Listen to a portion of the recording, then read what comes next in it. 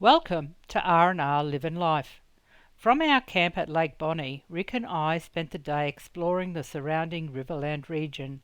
Our circuit today will take us to Cobdoogla, Wakerie, Berri, Berri, Loxton and Marook.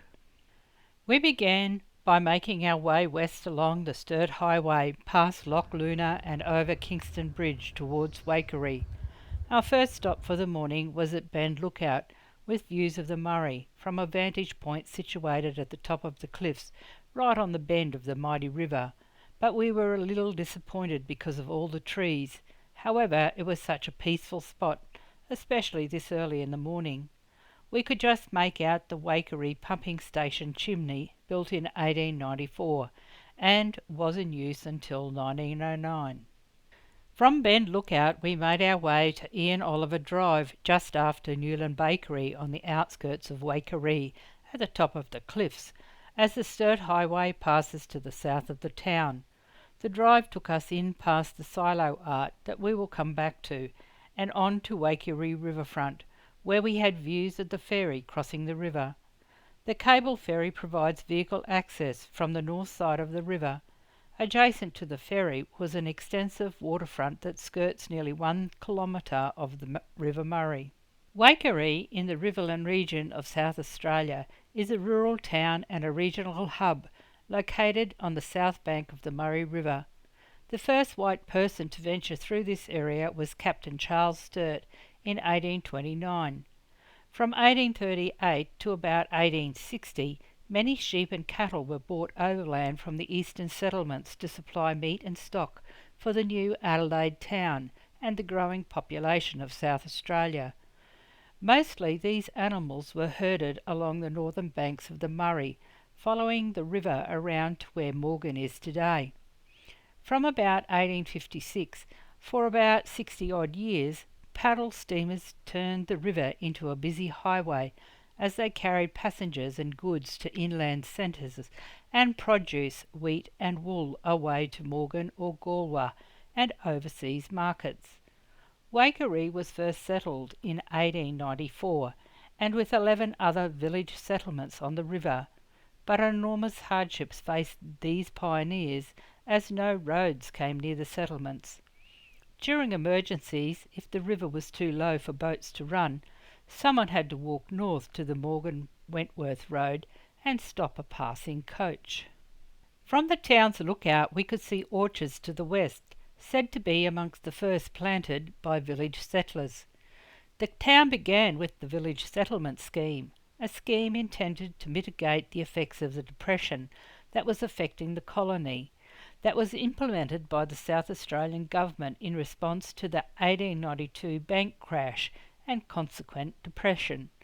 As part of the Crown Lands Amendment Bill in 1894, associations of 20 or more persons were invited to select a village settlement perpetual lease of at least 160 acres of Crown land for irrigating farms. In 1894, 11 settlements were established on the Murray River. Settlements failed due to the over-enthusiasm and inexperience, poor choice of plumbing equipment, and the rabbit pests. Wakerie was the only village settlement on the river to emerge as a major town, with its own hospital and schools. Today, the district covers an area of approximately 3,000 square kilometres, with approximately 5,000 hectares being irrigated agriculture, horticulture and viticulture, producing wine grapes, citrus, almonds, fresh and dried stone fruits, tomatoes, rock melons, vegetables, avocados, olives and persimmons, to name a few, as well as excellent conservation, parklands and wetlands. We left Wakerie riverfront and made our way back to the Wakerie Rotary Clifftop Walk and Art Trail car park.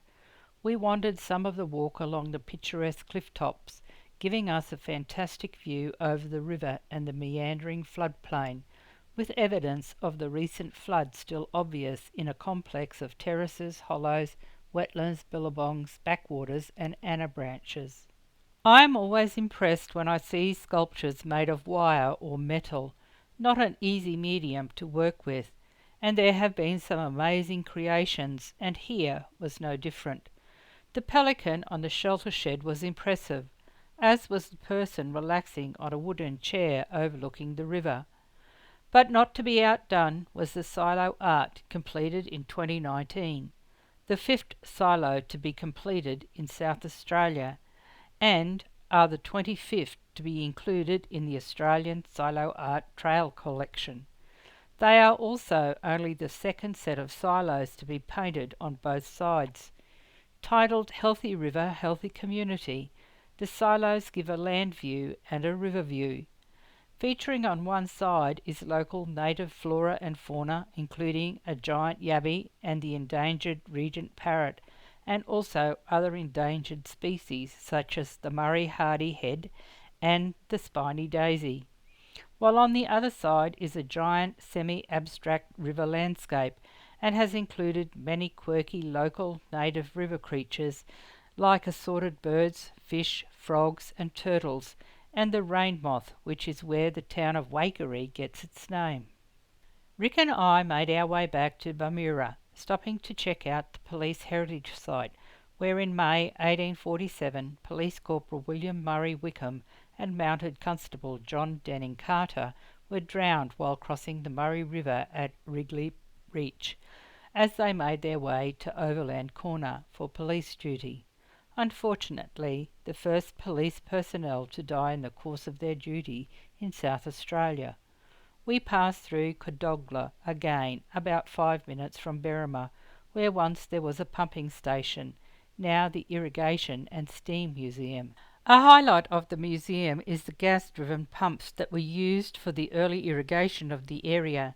They actually operated like a water cannon, with the water being propelled by an explosion of gas, supplying water to vineyards and horticultural crops in the Bermuda district. Bermuda exists in a semi-arid location north of the Goyder Line, situated on the gently sloping shores of Lake Bonny, a freshwater lake, which was named by overlander John Howden after his travelling companion Charles Bonny in 1838, while droving cattle along the Murray River. The land, however, was settled in 1859 with the establishment of the Overlander Corner Hotel not far from Bermuda to cater for the overland drovers and provide a staging point for the coach route from New South Wales into South Australia, with a horse staging building, blacksmith and wheelwright shop, and a general store. The town was surrounded by mallee scrub and was established as a soldier settlement and fruit-growing area after World War I, when an irrigation scheme was established in the town in 1921, and an influx of World War I veterans who settled in the area with promises of irrigated land from the government. A railway station was opened in 1928 and the town was proclaimed in the same year.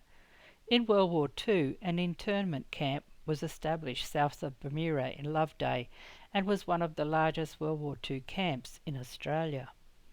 From Bermuda we made our way to Berri in the central area of the Riverland region of South Australia, surrounded by 3,000 hectares of irrigated vineyards and orchards.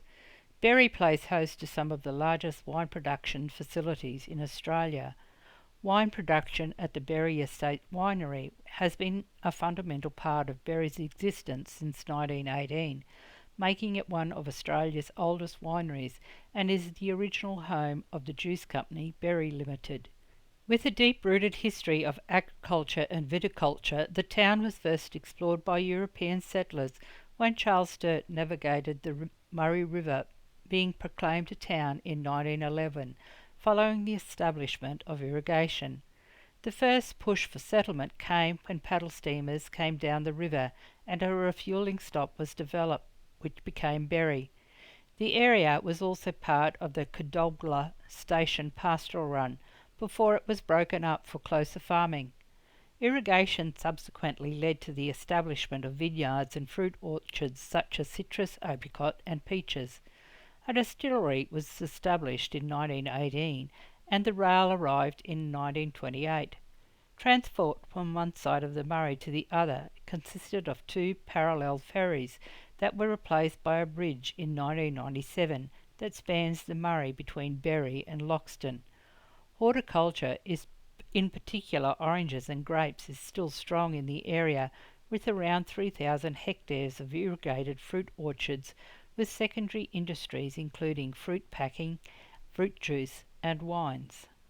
We stopped in at the entrance to the Murray River National Park, covering more than 13,000 hectares, conserving the verdant Murray wetlands that flow through the park, before returning to underneath the bridge.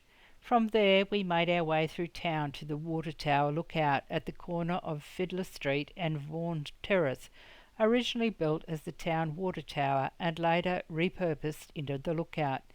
It stands at 15.8 metres tall and offered panoramic views over the Berri township and the Murray River. While Rick climbed to the deck, I wandered around the gardens at its base. What a day we were having! We then made our way over the bridge past the Gura Gura wetlands, covering an area of 3,000 hectares that stretch along the eastern bank of the River Murray. At normal river pool levels, about 800 hectares of floodplain are permanently inundated.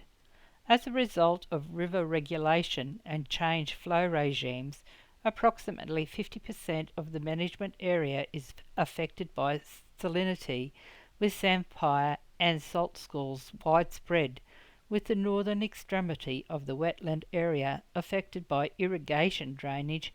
After the establishment of the River Murray Commission in 1917, regulating structures including weirs and locks were constructed in the 1920s along the river. These structures were built to divert water to the emerging agricultural industry and also improve navigation of paddle steamers and boats along the river, which enabled delivery of goods to townships and properties along the river system. Today we were checking out Lock 4 at Book Purnong, just a few minutes out of Berri, heading towards Loxton, one of 6 locks in the Riverland region. The amount of water in the locks has been staggering, especially with the amount of water used for irrigation. Then it was on to Loxton on the south bank of the Murray River, a service town for the surrounding districts. Loxton's primary productions are agriculture and horticulture, with citrus fruits, wine grapes, almonds and stone fruit trees prevalent.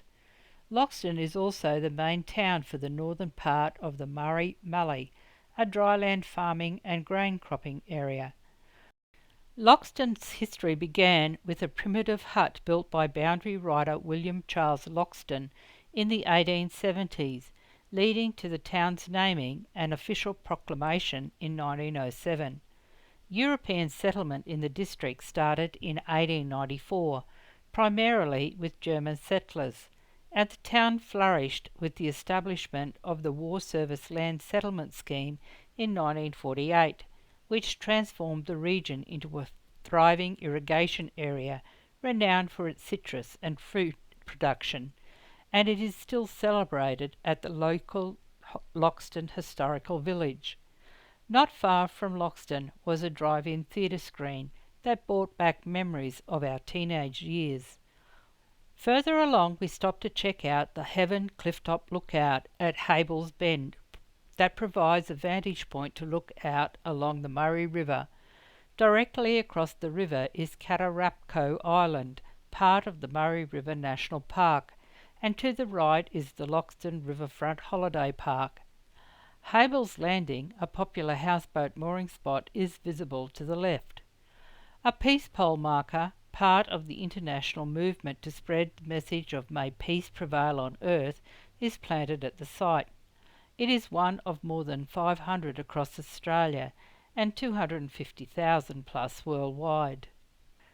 The view from the lookout was stunning, especially the colours of the cliffs, but I did find the erosion quite disturbing.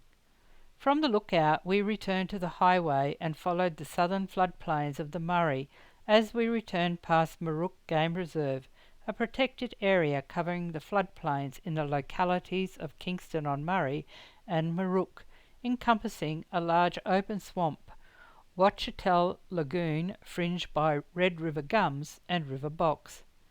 Marook is one of a series of towns surrounding lakes in the Riverland region. It was surveyed in 1922 on the left bank of the River Murray, where it flows northwards between Loxton and Kingston on Murray. We then encountered blowing dust, where strong dry winds were picking up topsoil and sand from drought-affected arid and semi-arid regions, and knew we were well and truly in South Australia, the driest state in Australia.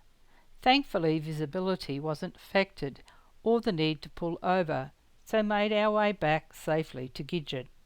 I wondered what was in store for tomorrow, as the weather predictions was for blowing dust. As we were nearing the end of our Murray River adventure, Rick and I spent some time reminiscing about where we had been along its course. Not that we have travelled the full 2,508 kilometre extent of the river. We have been to where the Murray rises in the Australian Alps, draining the western side of Australia's highest mountains, and then followed some of its meandering north-west course across inland plains that form the border between New South Wales and Victoria, and now into South Australia. In our next episode, we will venture to Morgan, where we will leave it for this journey, as we had already been down as far as Lake Alexandrina, the Coorong, and Encounter Bay on the edge of the Southern Ocean, and to Galway South, where it discharges through the Murray mouth. We have seen considerable changes in the landscape along our travels. The health of the Murray has already declined significantly since European settlement, particularly through regulation of its flow, and with extreme droughts between 2000 and 2007, putting significant stress on the Red River gum forests. I wonder about the long-term survival of the environments along its length, not to mention the towns, especially in the lower reaches in South Australia for household water. Even flooding on occasions lasting up to 6 months has impacted the survival of the environment. I suppose it comes back to the health of the environment versus human needs and wants, a debate that has no easy answer. Rick and I will leave you as we enjoy the ducks that were feeding around Gidget. What a day it has been. Join us next time as we check out the Overlander Hotel, Morgan, and watch the dust blow across the hills at Berri. I hope you have enjoyed this episode. Give us a thumbs up if you have. Stay safe and enjoy life. Cheers for now. Rick and Rosemary. R&R, living life.